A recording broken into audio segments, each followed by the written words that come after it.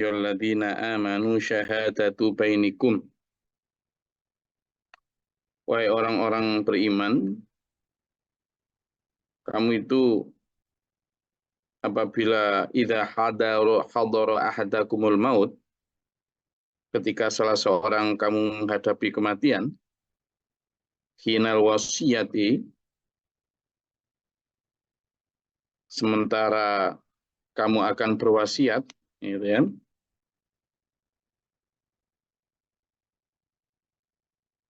Maka ketika kamu akan berwasiat, ketika kamu akan meninggal,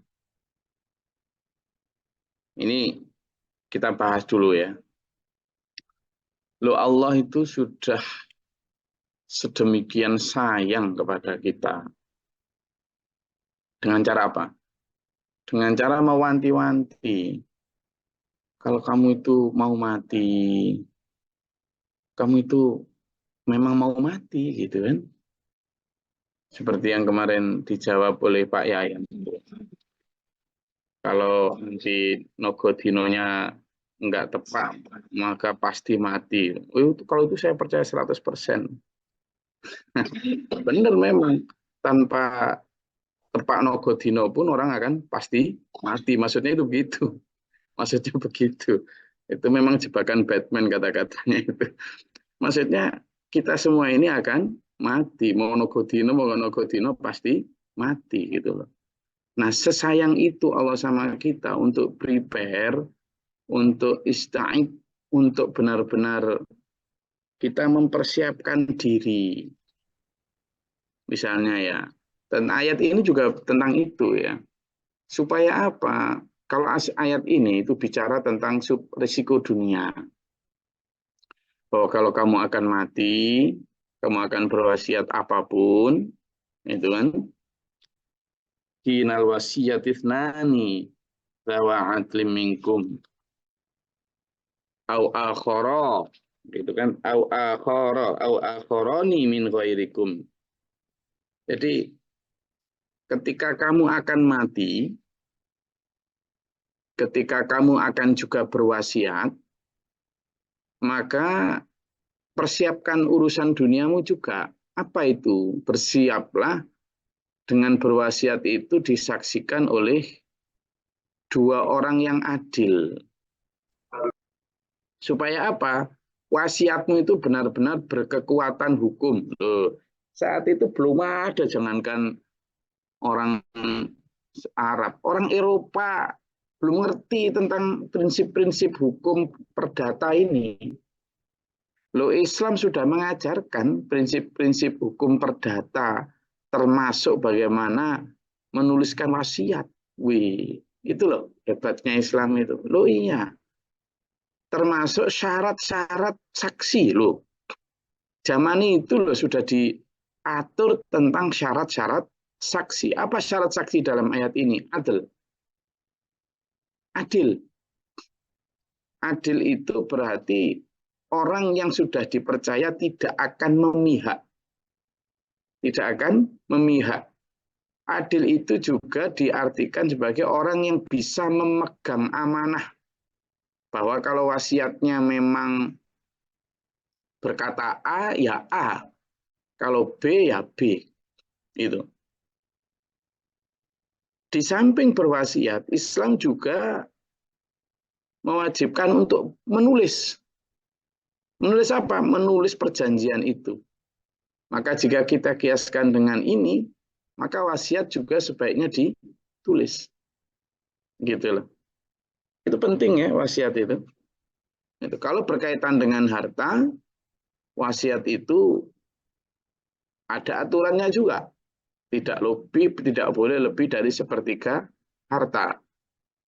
Tapi kalau wasiat itu berkaitan dengan hal yang lain, misalnya tentang pernikahan, tentang apa rencana-rencana, tentang janji-janji yang harus ditunaikan, itu juga harus tetap dengan ditulis dan diberi saksi dua orang yang adil. Loh, Islam begitu mempersiapkan kehidupan kita, baik dunia maupun akhirat. Ayat ini bicara tentang dunia, gitu loh. Urusan dunia. Kalau kamu mau mati, maka persiapkanlah dengan kamu berwasiat. Tapi jika kamu ingin berwasiat, jika enggak, ya enggak apa-apa. Jika kamu ingin berwasiat, maka wasiat itu harus disaksikan oleh dua orang yang adil. Ini urusan dunia. Loh, urusan akhirat, Allah juga sangat perhatian sama kita. Kalau kamu mau mati, itu siapkan sebelum mati apa yang kamu sudah kirimkan ke sana, apa yang sudah kamu sedekahkan, apa yang sudah kamu ibadahkan, apa yang sudah kamu tarbiyah dakwahkan, itu dalam surat Al-Hasyr, coba dibuka tuh. Dalam surat Al-Hasyr ayat 18, 19 sampai 20. Kemudian dalam surat Al-Munafiqun mulai ayat 9, 10, 11, 12. Itu menunjukkan betapa Allah juga tentang akhirat itu memberikan preparation, memberikan persiapan, bukan gitu ya, memberikan arahan kepada kita, instruction untuk prepare, untuk siap. Jadi di dunianya ayat ini mengajarkan bagaimana persiapan menghadapi mati. Di akhiratnya surat Al-Hasyr ayat 18, 19, 20 dan Al-Munafikun ayat 9 sampai 12 itu tentang persiapan menghadapi mati untuk kepentingan akhirat. Gitu loh, Jadi makanya saya itu nggak tahu ya, semangat ngaji itu karena selalu menemukan hal-hal yang hebat di dalam Quran. Semangatnya itu betapa Allah sayang sama kita itu dengan cara memberikan Quran ini untuk pedoman hidup kita. Jadi eman rugi banget kalau orang ngaji itu. Ada ya. Eman-emane wong kang anu tapi ora ngaji gitu. Iya, eman banget. Sudah pun tidak dapat pengetahuan baru, pun lebih sedih itu tidak bisa terjamin dalam bimbingan. Nah, ngaji ini kan termasuk satu di antara mentoring, satu di antara apa? Controlling juga. Nah, coba sudah ketemu surat Al-Hasyr ayat 18, 19, 20, kemudian surat Al-Munafikun mulai dari 9 sampai 12. Silakan, ada yang mau baca? Untuk perbandingan, monggo Bu Aida. Auzubillahiminasyaitonirrajim. Bismillahirrahmanirrahim. Hai orang-orang yang beriman, bertakwalah kepada Allah dan hendaklah setiap diri memperhatikan apa yang telah diperbuatnya untuk hari esok akhirat. Dan bertakwalah kepada Allah, sesungguhnya Allah Maha mengetahui apa yang kamu kerjakan. Ayat 19, dan janganlah kamu seperti orang-orang yang lupa kepada Allah. Lalu Allah menjadikan mereka lupa kepada diri mereka sendiri. Mereka itulah orang-orang yang fasik. Oke, itu menunjukkan bahwa Sadaqallahul azim. Nah itu Bu Aida, semuanya itu loh. Itu menunjukkan bahwa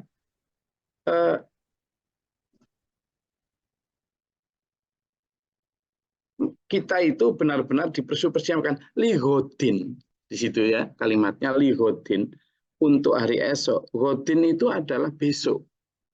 Besok itu maksudnya apa? Ya akhirat. Tapi itu bisa dimaknai bahwa seandainya itu datang nanti atau besok, nanti malam atau besok, kamu itu sudah siap apa? Gitu kan? Siap no, lihaten. Boteanmu, istilah Jawa itu botean. Tahu botean ya apa? Tempat apa botean itu? Tempat apa? Beras. Tempat nyimpen apa? Apa Pak Budi? Nyimpen apa botean itu? Bumbu-bumbu. Bumbu-bumbu. Apa Burama? Bumbu-bumbu, rempah-rempah. Rempah-rempah apa aja lah. Jadi Bahan boteanmu pokok. itu apa Bu Tanti? Bahan pokok. Bahan pokok, daringan lah, daringan. Ada yang ngerti daringan? Daringan itu kalau di tempat kami itu tempat untuk nyimpan apa Pak Mas Adi? Ranji. Tempat berat, Gus, kalau taringan. Kalau jaringan itu tempat beras, tempat nyimpan bahan pokok itu yang gede. Kalau keranji itu yang nyimpan makanan sudah mateng sapi zaman itu.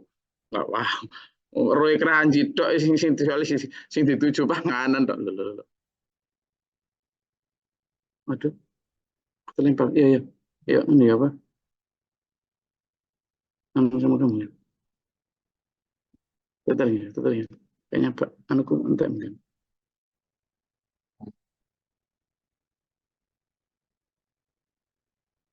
Apa kamu? Ada. Habis kayaknya. Ini apa?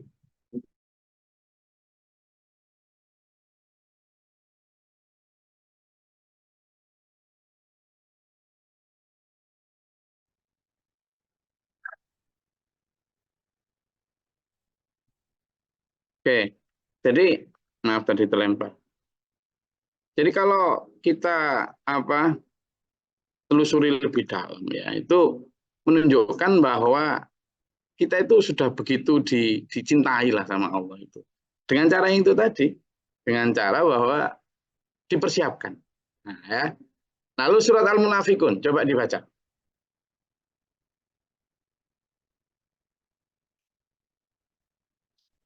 Surat Al-Munafikun, siapa ya sudah ketemu? Oke, izin guys. A'udzubillahi minasyaitonirrajim. Bismillahirrahmanirrahim. Wahai orang-orang yang beriman, janganlah harta bendamu dan anak-anakmu melalaikan kamu dari mengingat Allah. Dan barang siapa berbuat demikian, maka mereka itulah orang-orang yang rugi. Dan infakkanlah sebagian dari apa yang telah kami berikan kepadamu sebelum kematian datang kepada salah satu di antara kalian. Lalu dia berkata menyesali, ya Tuhanku, sekiranya engkau berkenan menunda kematianku sedikit waktu lagi, maka aku dapat bersedekah dan aku akan termasuk orang-orang yang soleh. 11. Dan Allah tidak akan menunda kematian seseorang apabila waktu kematiannya telah datang. Dan Allah maha teliti terhadap apa yang kalian kerjakan. Shadaqallahul-adzim. Jadi itu coba. Itu betapa Allah memerintahkan kita itu anfiqu mimma razaqnakum min qabli ayyatiya ahadakumul maut. Nah, sama kan di sini kan kalimatnya yang sedang kita pelajari di surat Al-Maidah ini kan jelas ya, surat Al-Maidah ayat 106. Ahadakumul maut. Kalimatnya yang dibaca Pak Jo tadi juga sama. Ahadakumul maut. Min qabli ayyatiyakum ahadakumul maut. Sebelum menghadapi mati. Gitulah. Jadi Allah begitu jelas kasih sayangnya dengan memprepare kita untuk prepare dengan mengarahkan kita, ya menggait kita untuk prepare urusan dunia tentang wasiat ini, wasiat di surat Al-Maidah ayat 106 ini. Tapi untuk urusan akhirat biar kamu juga prepare sebelum mati. Ini baca Pak Jo tadi dan baca Pak Ida tadi. Ya, jadi untuk akhiratmu, kamu siap sebelum mati. Jadi kamu mau selamatan, mau sedekah, itu sebelum mati. Karena nanti kalau sudah mati, nyawa di tenggorokan, baru kamu bilang, Rabbin laula akhartani ila ajalin qarib. Ya Tuhanku, tolong tangguhkanlah nyawaku parang sebentar ila ajalin qarib. Sebentar mawon, saya tak kembali ke dunia nggak lama-lama Gusti, saya udah nggak mau di dunia juga kayak gitu, nggak enak plus gitu. Saya ke dunia sebentar aja, pokoknya jangan cabut dulu lah nyawa ini. Ngapain coba? Mungkin dia sudah sholat, mungkin bahkan udah haji, tapi dia merasa nggak cukup. Kenapa? Kurang dalam hal membawa pulang hasil kerjanya. Apa dia bilang? Ngapain sih manusia? Dia bilang, fa'asaddaqa wa akum minas sholihin. Aku akan bersedekah ya Allah, dan aku akan menjadi orang-orang soleh. Tapi telat kata Allah, wala yu'akhirallahu nafsan idza jaa ajaluha wallahu khabirum bima ta'malun. Allah tidak akan menunda nasib ajal seseorang ketika sudah datang. Tidak mungkin. Udah. Kalau sudah kayak gitu, nangis. Nah, itu ya. Kembali kepada ayat sedang kita kaji 106 surat Al-Maidah. Di sini sampaikan bahwa untuk urusan dunia, kalau kamu mau menghadapi mati, biar nggak ada konflik tuh, biar semuanya oke, maka berwasiat. Kamu berwasiat, dan ketika berwasiat akan menghadapi mati itu, harus disaksikan dua orang yang adil dari keluargamu, di antara kamu, ya, atau au akharani min khairikum in antum darabtum fil ardi fa asabatkum musibatul maut, atau dua orang yang berlainan agama, nggak apa-apa. Kalau yang tadi dua orang yang satu agama, kalau ada yang lain nggak apa-apa. Jika kamu dalam perjalanan di bumi lalu kamu ditimpa bahaya kematian, gitu, maka hendaklah kamu tahan kedua saksi itu setelah sholat, agar keduanya bersumpah dengan nama Allah jika kamu memang ragu, ya. Dengan sumpahnya gimana? Ini sumpahnya. Sumpahnya ya, sumpahnya dengan demi Allah. Billahi inirtabtum la nashtari bihi thamanan qalila, ya, dengan billah, dengan nama Allah, la nashtari bihi thamanan walau kana dza qurbah. Kami tidak akan mengambil keuntungan dengan sumpah ini. Walau kana dza qurbah, meskipun dia adalah karib kerabat. Wala naktumu syahadatallahi, dan kami juga tidak akan menyembunyikan kesaksian Allah. Inna idzal laminal athimin. Sungguh jika kami demikian termasuk orang-orang yang berdosa. Saya sampai diajarin cara bersumpah. Ya. Nah, ini juga diajarkan sampean bagaimana in antum darabtum fil ardi, ketika kamu akan bepergian, kamu berwasiat, ya. Ada kenapa? Karena kalau fa'asobatkum musibatul maut, kita kan tidak tahu. Kalau seandainya sampean kemudian perjalanan apapun lalu kemudian ditimpa musibah dengan kematian di tengah jalan, padahal masih banyak hal yang harus diselesaikan. Nah, yang kayak gitu yang ada dua contoh dulu. Ini terkait dengan saya. Jadi pertama ada seseorang itu dia ketika mau berangkat haji, itu kemudian ya memang orang kaya, itu ujuk-ujuk ngirimkan ke saya sertifikat, itu ada mungkin 40-20 sertifikat itu. Terus kemudian catatan seluruh hutang dan catatan seluruh aset. Sambil mengatakan begini, ini aset saya, tolong sampean kula amanaken sampean simpan. Jika terjadi apa-apa ketika saya dalam perjalanan haji, maka tolong dikelola, tolong diurus ini. Termasuk ini hutang-hutang saya. Ada yang bilang gitu. Saya diserai sertifikat itu ya nggak kaget, ya nggak apa, karena saya memang nggak suka tumbukan yang kayak gitu. Itu lama, begitu dia balik sehat-sehat saja, masih lama di tempat saya itu, nggak diambil-ambil. Saya juga saya taruh di lemari gitu aja, nggak open ya. Terus kemudian baru setelah sekian tahun diambil satu persatu. Saya bilang ambil aja lah semuanya, daripada di sini sampean juga sehat-sehat saja. Saya ambil semuanya. Nggak ngambil keuntungan apapun saya dari wasiatnya itu.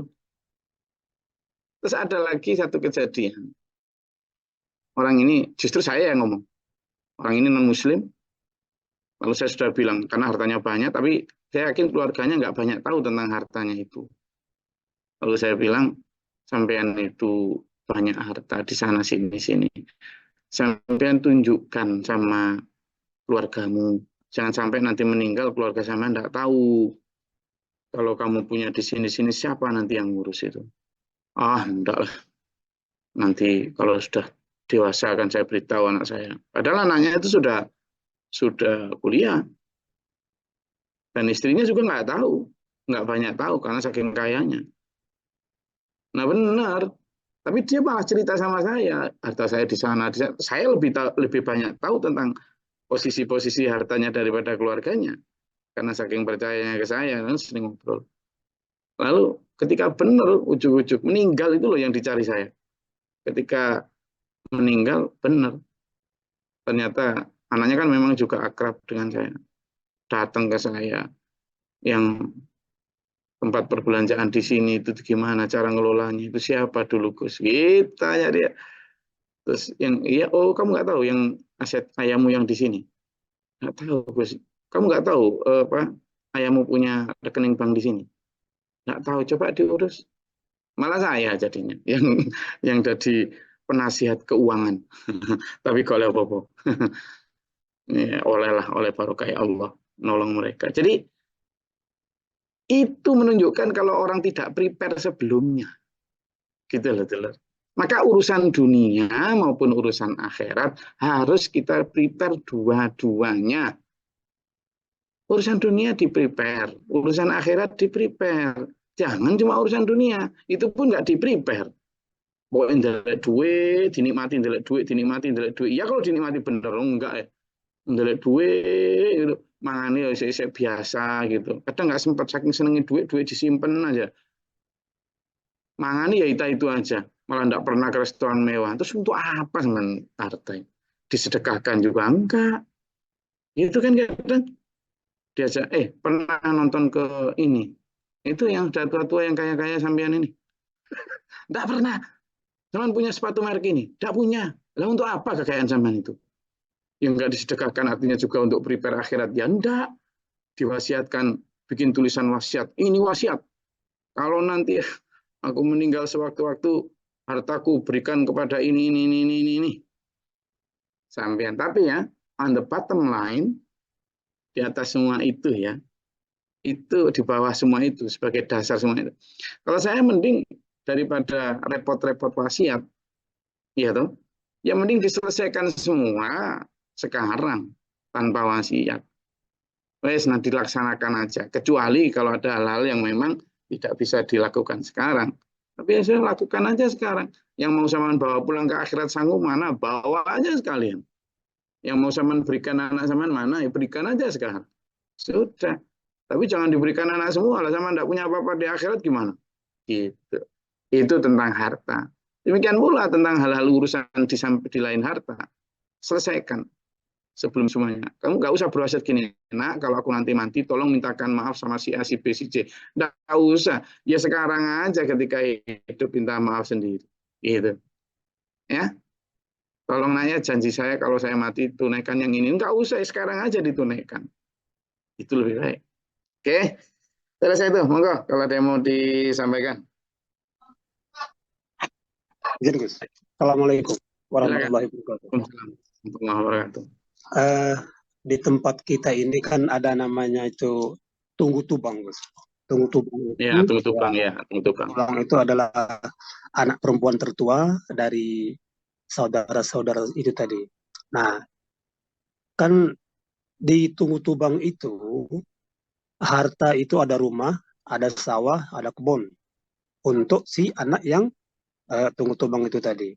Seiring waktu, setelah generasi ketiga umpamakan, lalu sawah tersebut oleh anak cucunya yang lain itu tanpa musyawarah atau seperti apa itu mau dijual umpamakan, terjadilah ribut-ribut.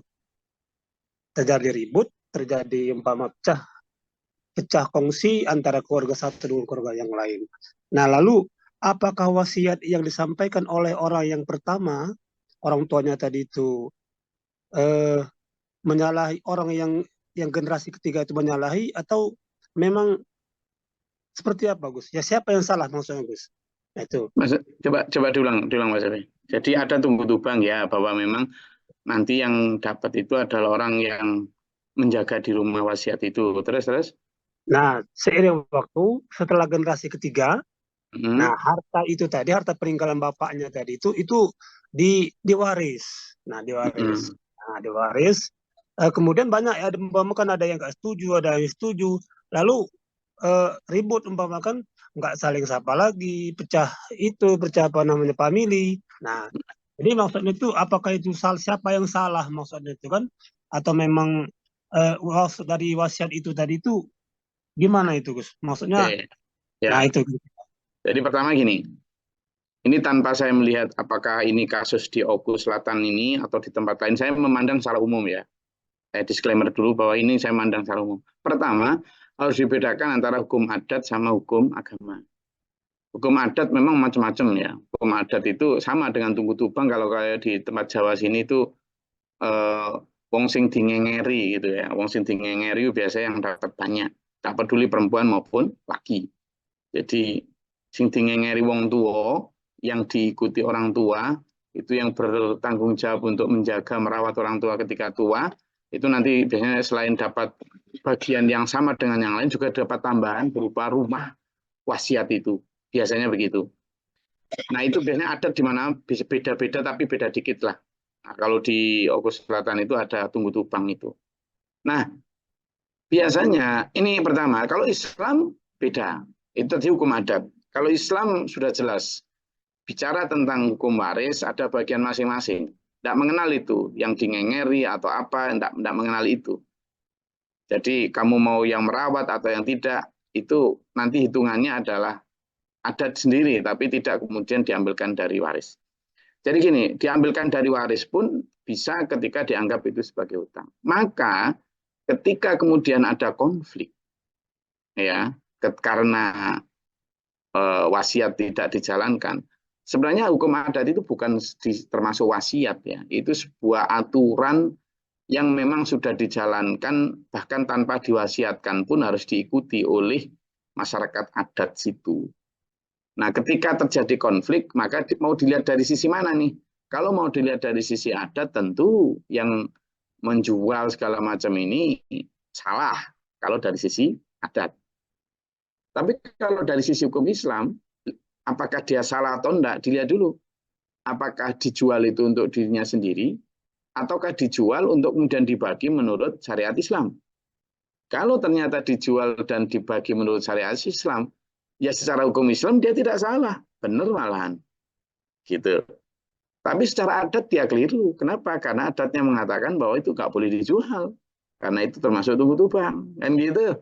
Atau kalau di Jawa termasuk wong sinting ngeri, wasiat supaya tidak dijual. Padahal kalau dari sisi prosentasi, mana yang boleh diwasiatkan dan mana yang tidak, Islam mensyaratkan wasiat hanya boleh tidak boleh lebih dari 1/3 dari seluruh harta. Nah kalau ternyata yang dijual itu lebih dari situ, maka itu pun kalau dari sisi wasiat menyalahi wasiat juga. Maka dari situ harus dibedakan dulu apakah ini hukum adat ataukah hukum Islam. Saya meneliti tentang waris, skripsi saya dulu tentang waris ya. Membandingkan antara waris menurut syariat Islam dan waris adat. Ternyata memang bahkan di mayoritas umat Islam sendiri itu lebih memilih melaksanakan hukum adat daripada hukum waris Islam. Meskipun dia haji, malah yang saya teliti respondennya itu lebih banyak Pak Haji yang kaya-kaya itu.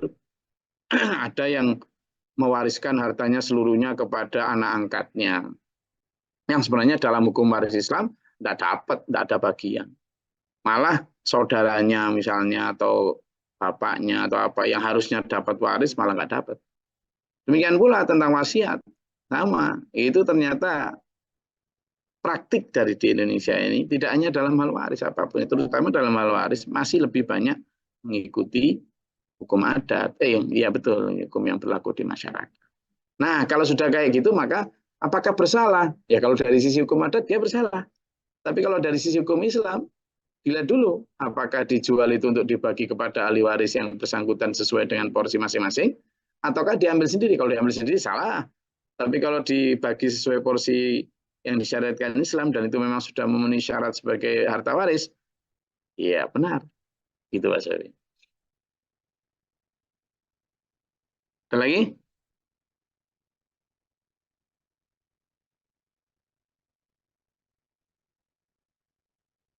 Enggak.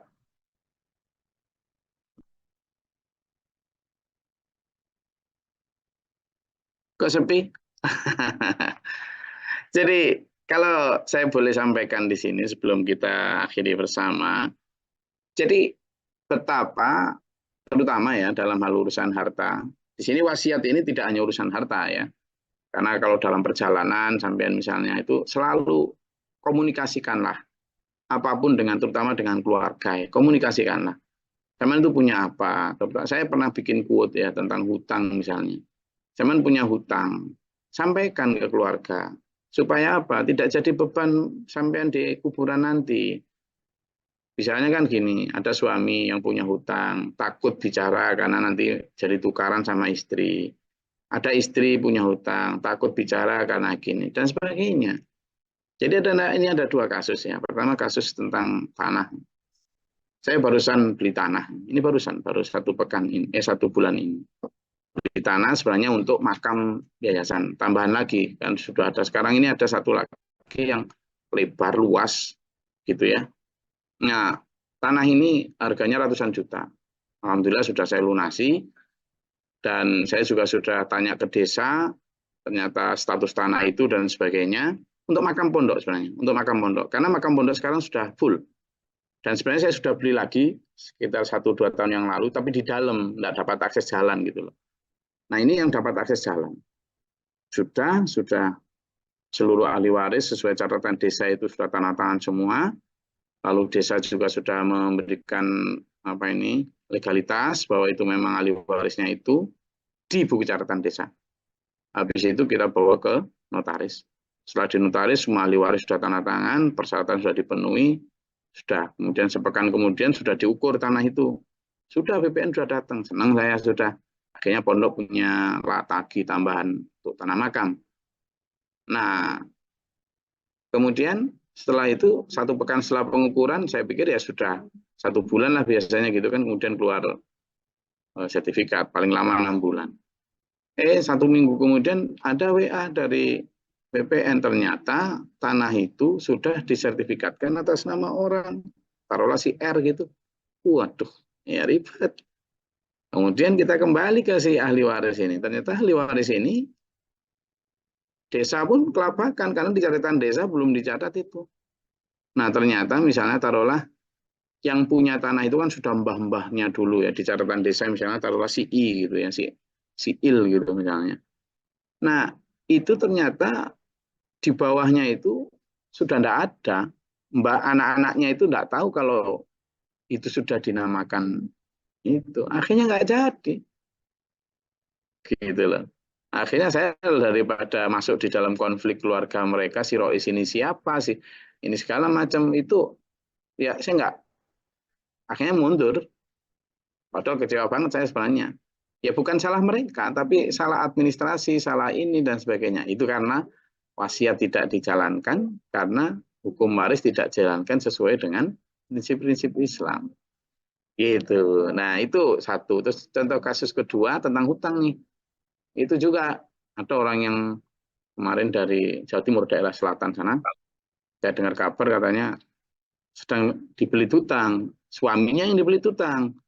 Tapi si istri tidak dikasih tahu. Begitu banyak tagihan datang, baru kemudian. Gitu. Nah, yang kelabakan ini yang masih hidup ini. Makanya sebelum meninggal kita ini harus tahu bahwa kita ini selalu dalam ancaman mati, dalam ancaman kematian. Jangan kemudian ketika masih sehat seolah-olah masih lama. Ketika masih muda seolah-olah masih lama. Tidak ada yang tahu. Entah nanti malam atau besok. Maka saya akhiri kajian kita dengan apa? Selalulah merasa ka'annaka tamutu ghadan. Apa? Ka'annaka tamutu ghadan. Coba ikuti. Ka'annaka tamutu ghadan. Seolah-olah sampean akan mati besok. Selalulah hidup seperti itu. Supaya apa? Kalau kita punya dosa, bersegera minta ampunan dan minta maaf. Ampunan kepada Allah, maaf kepada sama. Kalau kita punya niat baik, segera laksanakan. Siapa yang tahu bahwa besok kita masih hidup? Ya kan?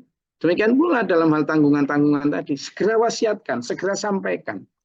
Kalau mau tidak perlu wasiat, segera selesaikan sendiri. Ya, supaya kita kapanpun dipanggil Allah dalam keadaan bebas dari urusan orang dengan orang, bebas dengan urusan Allah, dan wafat husnul khatimah. Saya rasa kajian kita pada pagi hari ini cukup. Semoga bermanfaat dan berfaedah. Allahumma rahmati milita kita, membimbing kita dalam siratal mustaqim ila akhirih. Amin. Allahumma shalli wa sallim barik ala sayyidina Muhammad wa ala alihi wa sahbihi ajmain. اللهم اغفر للمؤمنين والمؤمنات والمسلمين والمسلمات الأحياء استغفر العظيم. اللهم اهدنا فيمن هديت وعافنا فيمن عافيت ولا فيمن توليت وبارك لنا فيما أعطيت وقنا شر ما قضيت فإنك تقضي ولا يقضى عليك وإنك تبارك ربنا وتعالى لك الحمد لله ما قضيت أستغفرك وأتوب إليك والسلام. اللهم ادع عنا البلاء والوباء والحسدين من الجن والشيطان والشيطان ربنا نجنا ولنا سبيل. ربنا من فاكتبنا مع الشاهدين. ربنا لا تزغ قلوبنا بعد إذ هديتنا وهب لنا من ربنا واجعلنا مسلمين لك ومن ذريتنا وتمشي القرين. اللهم علينا باب رحمتك. اللهم انزل علينا رحمة بيدك القدر الأمطار وتدار. ربنا اللهم فاطر السماوات والعالم الغيب والشهادة رب كل ملك واشهد ان لا اله الا انت اعوذ بك من شر نفسي شر الشيطان الشديد اعوذ بالله من جند البلاء والوباء درك الشقاء وسوء القضاء شمل. سبحان ربك رب العزة عما يصفون والسلام على المرسلين walhamdulillahi rabbil alamin. Sebelum saya akhiri, Juni ini banyak libur ya dulurnya. Mau kemana rata-rata? Bagi biasanya anak-anaknya yang liburan, tolong dijaga ya. Saya pesan tolong dijaga, singkat tolong dijaga anak-anaknya. Ke depan ini keadaan tidak makin membaik, banyak penyakit, banyak hal-hal yang tidak baik di luar sana. Saya mengiman betul dulur-dulurku, terutama jamaah tafsir ini untuk ayo dijaga diri dan keluarga, baik dunia akhiratnya. Bila taufiq wal hidayah. Assalamualaikum warahmatullahi wabarakatuh. Warahmatullahi bil Qur'an.